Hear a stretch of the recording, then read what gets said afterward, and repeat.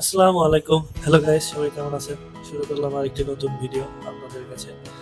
আমরা কিছুদিন আগে ঘুরে আসলাম সীতাকুণ্ড চন্দ্রনাথ পাহাড় থেকে। ঢাকা থেকে হাইস্ট যোগে আমরা সীতাকুণ্ড গিয়ে নেমেছি। ওখান থেকে হেঁটে পাহাড়ে উঠতে হয়। যাক, অভিজ্ঞতাটাও চরম ছিল। বর্ষাকালে পাহাড়ে ভ্রমণ করা ঠিক না, কিন্তু প্রাকৃতিক সৌন্দর্য দেখতে হলে বর্ষাকালেই যাইতে হবে। এই জন্য আমরা চলে গেছিলাম বর্ষাকালেই সাহস করে। তো প্রথমে ওখানে নেমে লাঠি নিতে হয়। ভাবলাম লাঠির কি কাজ, লাঠি দিয়ে আমরা কি করবো। এরপরও নিয়ে নিলাম, কারণ সবাই দেখি লাঠি নিতেছে। ভাড়া 40 টাকা করে নেয় লাঠি। লাঠি ফেরত দিলে 20 টাকা করে দিয়ে দেয়, আর 20 টাকা ভাড়া হিসেবে রেখে দেয়। লাঠি ভেঙে বা ফেটে গেলে লাঠি ফেরত নেয় না, 40 টাকা হিসেবে আপনি লাঠি নিয়ে চলে আসতে পারবেন।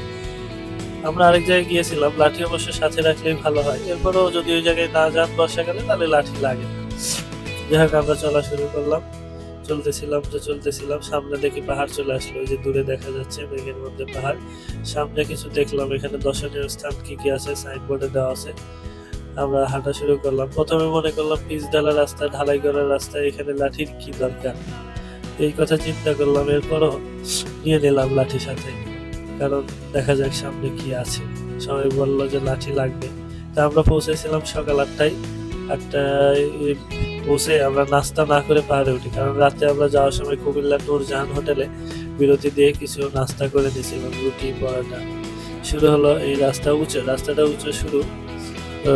ঢালাইয়ের রাস্তা, কিছু ঢালাইয়ের রাস্তা আছে। প্রথম দিকে ঢালাইয়ের রাস্তা বাঁধবে, মানে প্রথমে একটু সহজ দেখে মনে হলেও এতটা সহজ না। সামনে আরো দেখতে দেখতে বলবো আপনাদের, দেখতে থাকুন সামনে আসলে কি আছে। আসলে প্রাকৃতিক সৌন্দর্যই ভালোবাসা থেকে ঘুরে ঘুরে বেড়ানো। তো সেখান থেকেই ভাবলাম একটু ব্লগ তৈরি করা হোক। ছোটবেলা থেকেই ঘোরার খুব শখ, অনেক জায়গায় ঘুরে বেরিয়েছি। তো এখন সেগুলো ভিডিও হয়তো এখানে পোস্ট করবো, আস্তে আস্তে দেখা যাক। আর এখন রানিং ঘোরার উপরে আছি, ঘোরা প্লাস খাওয়া দুটাতেই খুব শখ। খাবার কোন কোন জায়গায় ভালো খাবার, ভালো প্লেস আছে, এগুলো ঘুরে বেড়ানোই কাম। এবারে আমরা চাকরি করি গার্মেন্টসে, মাঝে মধ্যে সুযোগ পেলেই ঘুরতে যাই। আমরা একদিনের ছুটিতেই ঘুরতে যাই, কারণ এছাড়া 2 দিন বা 3 দিনের ছুটি আমাদের যাওয়া হয়ে ওঠে না এবং ছুটি পায়ও না। এখানে একটা টেমপ্লেট ভাস্কর্যও আছে। যাই হোক, ভিডিওটা এখানে শেষ করলাম। পরবর্তী পর্বটা দেখার জন্য নিচের ভিডিও দেখুন। আসসালামু আলাইকুম, খোদা হাফেজ। শামীম ব্লগের পক্ষ থেকে সবাইকে অনেক অনেক শুভেচ্ছা।